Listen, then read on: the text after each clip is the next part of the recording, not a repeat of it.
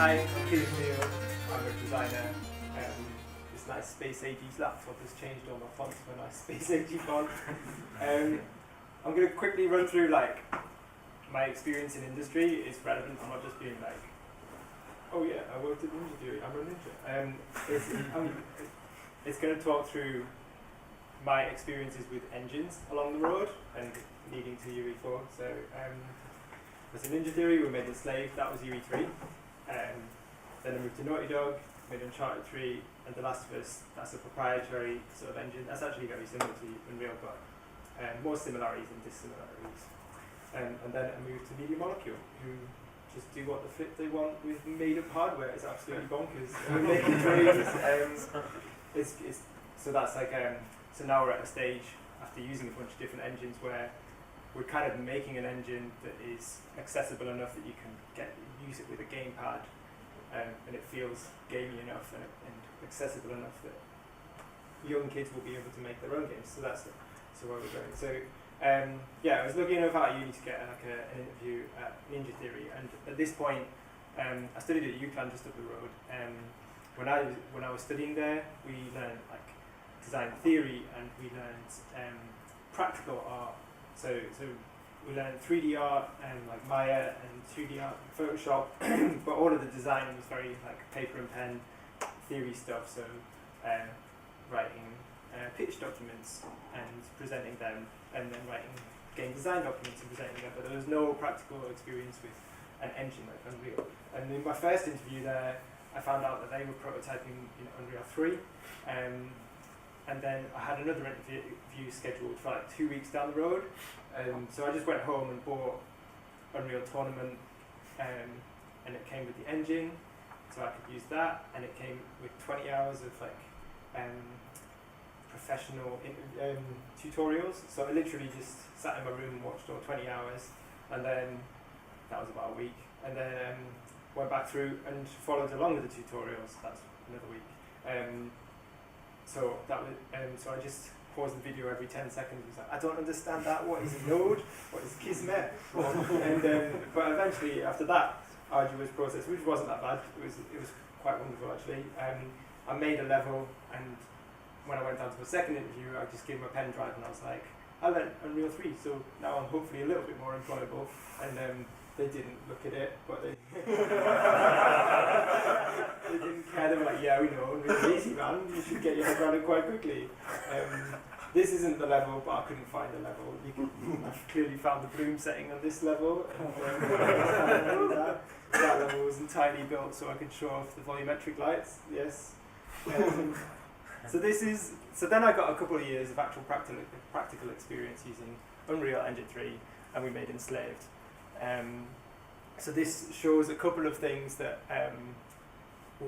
you'll probably recognise the base of it, as in this geometry, and then everything on top of that was built by our tools team to sort of facilitate unique gameplay for this game. So we had to manually map all of these edges so that when you walked up to them, you had to push X and forward to sort of drop off, and you could cling to the edges as well. Up in the top right, they're little grab points, so you could sort of grab onto this wall and monkey jump around. You guys are probably all too young to have played Enslaved. It was incredible. No, it wasn't. It wanted to be Uncharted and it wasn't.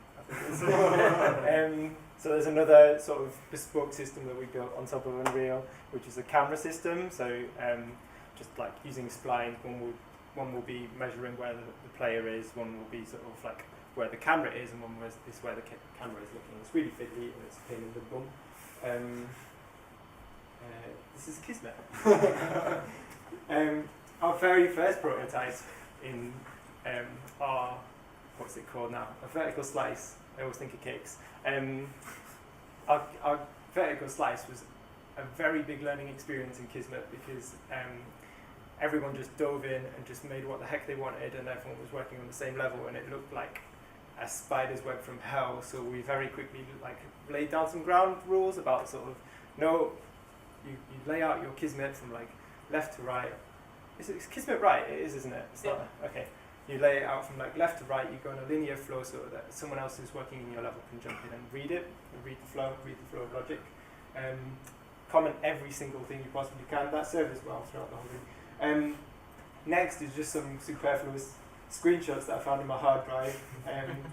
This was the level that I worked on, and it's beautiful, clean, readable block mesh stage, and then it gets ugly when the art goes in. It gets slightly better, and then like a day before you ship, an artist is like, hey, we fixed it, it looks pretty again. I'm like, oh, I missed those days. So another shot, I just found loads of these, so you have to sit through this for another 20 minutes. It gets prettier. This is like a crane sequence that I made. And then after that, I prototyped a bunch. So then we shipped that game, and then we started making Devil May Cry. And this is where I think it's worth talking about how much I absolutely love Matinee. I don't know if it still exists in Unreal 4, but it's a bit, they're past it. Well, I'm a bit sad about that because it was incredible. But by the time we shipped the game, I felt really proficient in the engine, so we could prototype super fast by my standards, my slow standards. So this is like a level that I made in DMC. Is that coming up? Oh no, wait. How do we switch the screen? I might need to come out of there. Oh, well, we can use every day. I don't know how to use them. Oh, you just have to close that down. Yes. Yeah, so this is something that I made, I think it took like 2 days, and it was just sort of based on like a concept art that one of the concept artists had made, where like the tops of the buildings had cracked and splintered and then looked like they were hovering in midair, and I sort of jumped on that and I was like, it's a beautiful visual sort of motif, but what if we sort of integrate it into the gameplay and we sort of have this chase sequence where you're getting chased by the city, it's trying to close itself in on you. And it's just all tiny little matinees just chained together like a trigger volume, triggers a bunch of animation, and then you have to get out of the way before it kills you. And it was enough for the team to look at and sort of get a feel for it, and they were like, no, this is strong, it means we can use this art style throughout the game. And it carried on, like I think I've got another video which is sort of, I think I saw this, they brought the build to like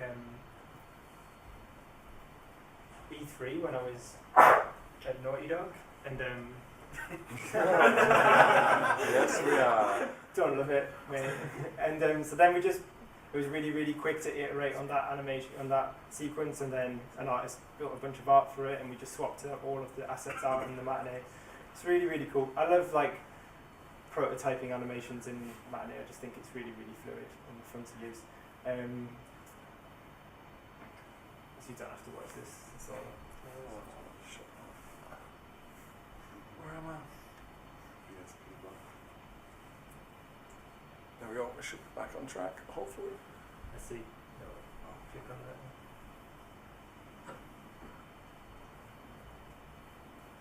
Sweet. Okay, so then I moved to Naughty Dog. So this is Charter. I'm only showing this because I just find it interesting. No one really gets to see inside, like the closed doors sort of what a proprietary engine looks like. It's exactly the same as Unreal, as in it's a completely complicated mess. The differences, I think, are sort of things like it doesn't have to be shown to the public, so they'll make it slightly harder for you to work.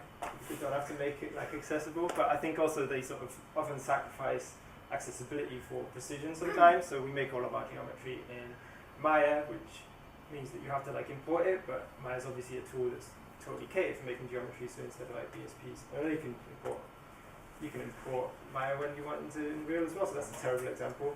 This is a better example then, because they have like Kismet, which I think has been made sort of like as a stepping stone to get people into programming. They just sort of said, no, you're going to learn Lisp, and I did, and that was that was really tricky. Was there a point to this? No.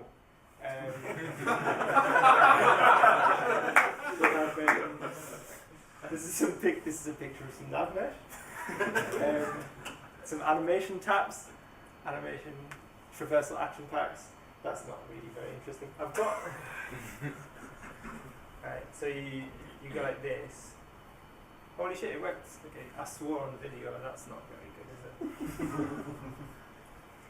is it? Is it doing so? Your mouse is going So, to the right. yeah, it should just sort of like, I think it's working.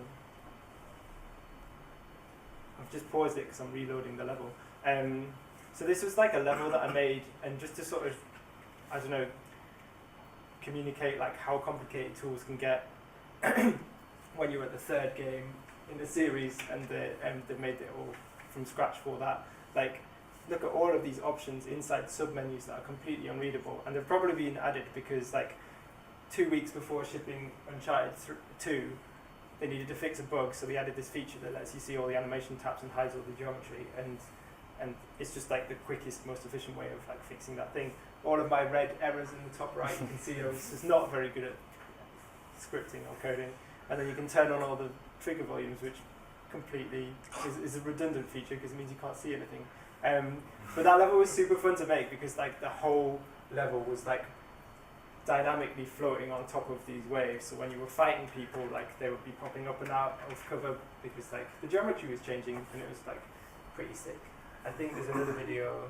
What's my mouse gone? I haven't even got a mouse. This is how terrible I am. So I just like, yeah, okay. I don't know. I just found it and I thought, no one gets to see this stuff usually, do they?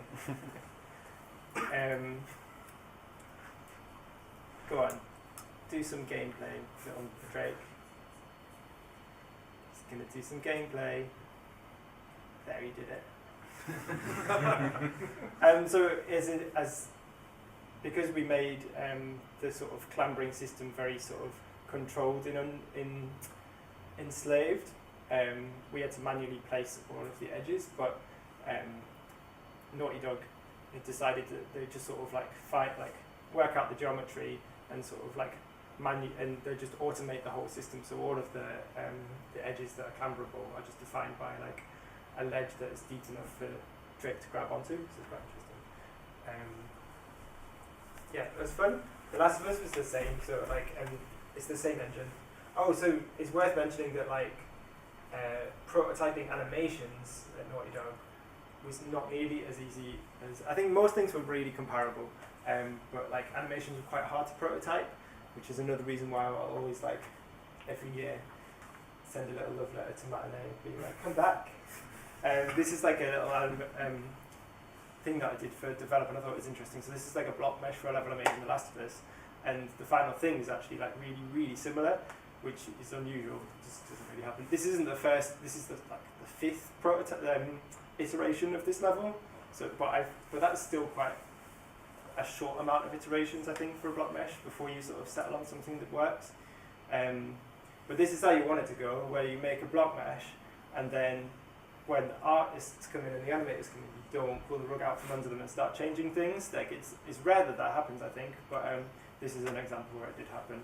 And every other level I worked on, we changed things after everyone had got their hands dirty and started making expensive art and spending months on art that I later had to axe because game development, you know.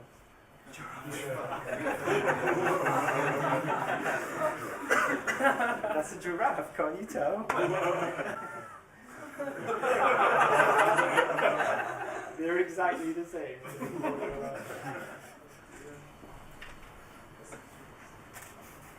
Oh no, it's gone. And then now we're making Dreams. So Dreams is, like I said, it's an engine that we will let everyone that buys the game create their own games in, and every single bit of the game that we've made so far has been made entirely in engine, so all the animations, all the music, all the meshes. So it's like there's a sculpting tool, which is actually like one of the strongest areas of the game, I feel. It's the furthest along. And then that will make all the props, and then there's an animation tool, and a music tool, and an engine that ties it all together, and a logic system which you can construct your game logic in.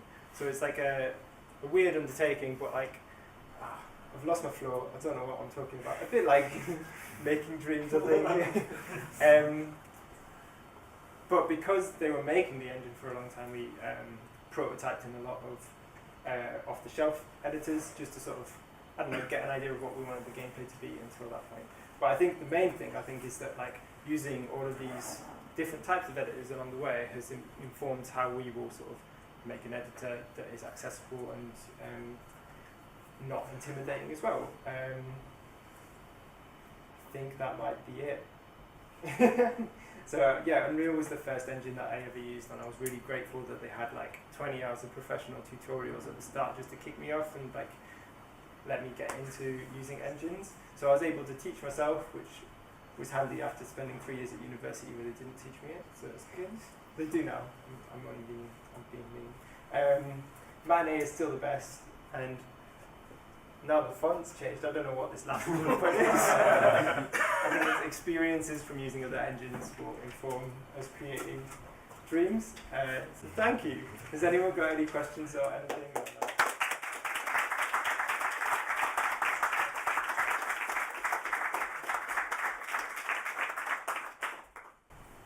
So, yes?